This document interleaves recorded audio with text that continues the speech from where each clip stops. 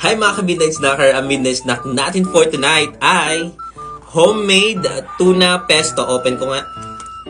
Ayan, so homemade tuna pesto na binibenta dahil nagbebenta yung isa sa mga kaibigan ko sa office. So, shout out sa'yo Ate Mean, hello! So, bago natin to tikman, syempre, papartneran pa rin natin yan ng hindi nawawala na kape. Patikman na natin.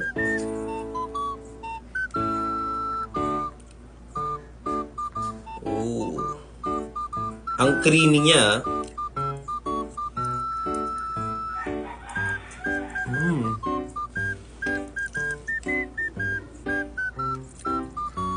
Ang sarap ang creamy niya.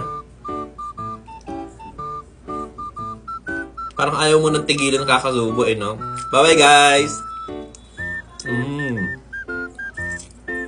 Hi mga ka-Midnight Snacker, ang Midnight Snack natin for tonight ay homemade tuna pesto. Open ko nga. Ayan, so homemade tuna pesto na binibenta dahil nagbebenta yung isa sa mga kaibigan ko sa office. So, shout out sa'yo Ate Mean, hello! So, bago natin to tikman, syempre, papartneran pa rin natin yan ng hindi nawawala na kape. Patikman na natin.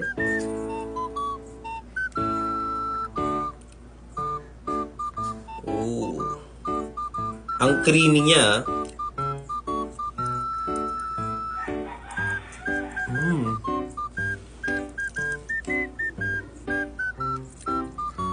Ang sarap ang creamy niya. Parang ayaw mo nang tigilan kakasubo no? Bye-bye guys!